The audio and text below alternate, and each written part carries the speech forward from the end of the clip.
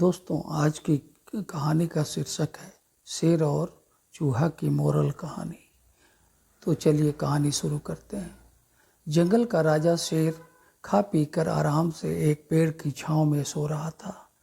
तभी वहां से एक नटखट चूहा वहां आ पहुंचा और खेलने लगा। खेलते खेलते वह शेर के ऊपर चढ़ गया।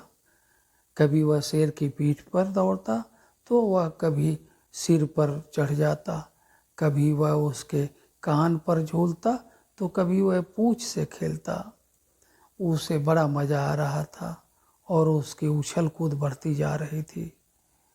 नटखट चूहे की धमा चौकड़ी से शेर की नींद टूट गई। आँख खोलकर उसने देखा कि एक छोटा सा चूहा उसके ऊपर खेल रहा है। उसे बहुत गुस्सा आया और उसने चूहे को अपने पंजे में दबोच लिया। शेर के पंजे में आते ही चूहे डर गया और थर थर कांपने लगा।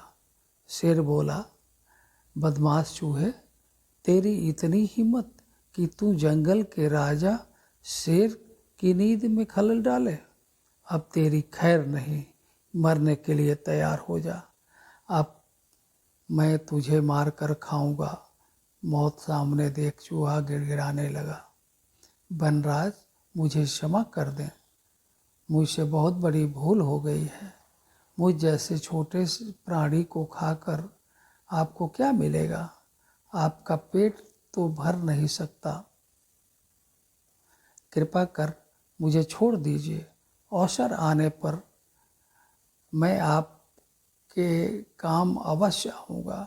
चूहे की बात सुनकर शेर हंसने लगा और बोला, मैं जंगल का राजा हूँ, मुझसे बलशाली इस पूरे जंगल में कोई नहीं है।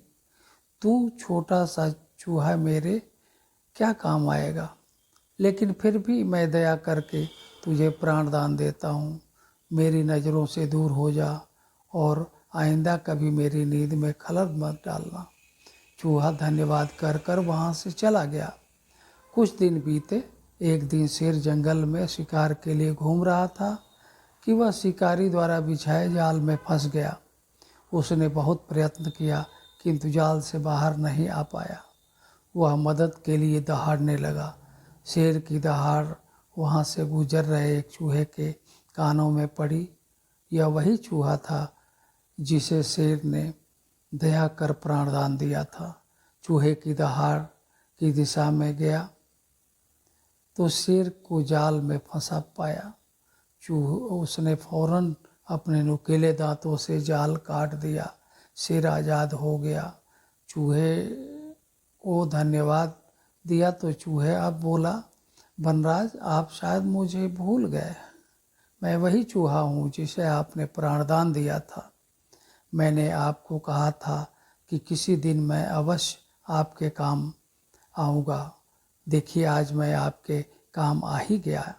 शेर को वह दिन याद आ गया और उस दिन की अपनी सोच पर बहुत पछतावा हुआ। चूहे को उसने तुच्छ समझा था। उसी की सहायता से वह शिकारी से बच पाया है। सीख: पहला, बाहरी स्वरूप देखकर किसी की योग्यता का आकलन नहीं करना चाहिए। दूसरा, उपकार कभी व्यर्थ नहीं जाता। किसी न किसी रूप में उसका फल अवश्य प्राप्त होता है। दोस्तों, यह कहानी आपको कैसी लगी हमें कमेंट करके अवश्य बताइएगा और हाँ, लाइक और सब्सक्राइब ज़रूर कर दीजिएगा।